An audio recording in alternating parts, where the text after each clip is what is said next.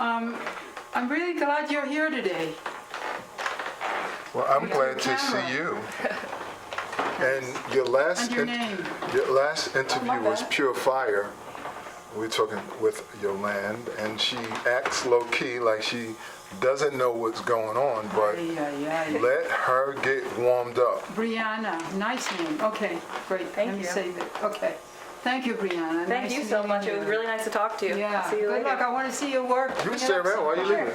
I'll stay around, sure. I didn't know if you were like... No, I'm not taking over. Here. I can only take so much of this fire because I don't want to get burnt up. Fire. Yes. Fire. What fire? See, there you go. So, No. you want to share? You can share. What were you sharing with this young lady? You were telling. We were talking about, I was suggesting to her that she start doing a lot of self-portraits. Yeah. Because we were talking about hair and the societal response to hair. For sure. And she talked about what her new hairstyle would be, and I was admiring the hairstyle she has now. Yeah. And we talked about whether she should shave her whole head. I mentioned to her that I have no hair, have not had hair since I was a child, and have often gone without my hairpiece with a wrap, and spent many years going back and forth, and depending on the mood I'm in, so you could do the same thing. Yeah, who knows? I'm a big fan of the hat and the beanie, so that's always an option too, you know? And also it's a symbol of our warriorship as women, our hair, because the society places so much fake, false emphasis on hair and its relationship to male and male attraction. Yeah. That we need to start seeing that part of our head and how we represent that part of our head as our sense of not only just who we are, but our warriorship energy in the culture. Yeah, it's like fighting against the social constructs and what is beauty and what is femininity, Right, and everything. exactly. So it's awesome. Yeah, Yeah. I never thought about it like that. It's cool. Every day, right? Hell yeah. How long did it take you to come into that discovery for yourself as a woman? Because that's a tremendous, profound truth. I know some other bald-headed women that are really struggling with their baldness. How long did that take you? Decades, or was it an overnight thing where you understood what was going on with this baldness in society and maleness and feminine energy and masculine energy? That's a deep question. I know, that's why I throw it at you. And you can answer it too. I always think about it when you ask me questions like that. I remember my mother, and I remember that when I first started losing my hair, the first thing that she did was to get rid of all the mirrors in the house. Wow. So that I couldn't see myself. And if you can't see yourself, you don't think about your relationship visually to the rest of the world. You're just living inside yourself. Then when we came to the United States, of course we had to get a new dresser and a new, you got all the new furniture, and then we had a mirror in the house, and I began to see, oh, that's what I look like. And you get beat up at school because you're different.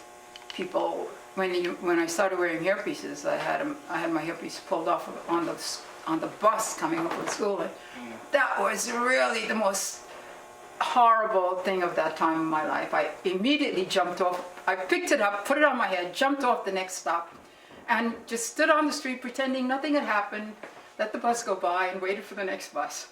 And you grow up learning how to adapt to those situations, but mainly how to secure your inner self.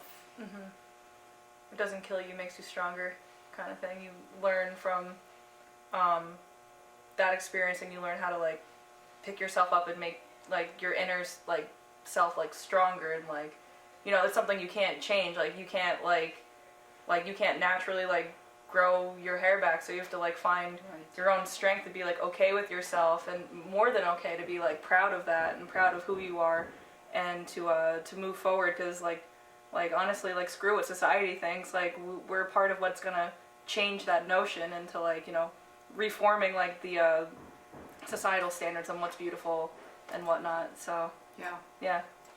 Now, I just But it want, takes a while for you to come to that intellectual point. Yeah, Yeah, for sure. yeah, Just yeah. years of yeah, reflection. Being Oh, in your yes. head, being in yourself, yeah, not fully seeing yourself. yeah. Sometimes you have to be in your head.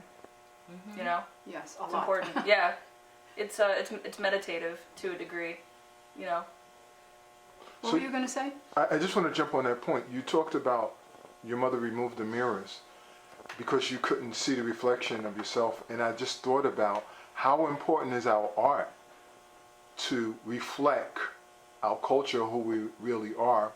And it's almost as if the culture has tried to remove the mirrors from a lot of indigenous people, a lot of people of color, where we don't see ourselves. So how important is that art from, as a woman that has gone through this, how important is that art to reflect so we can see the image of who we are?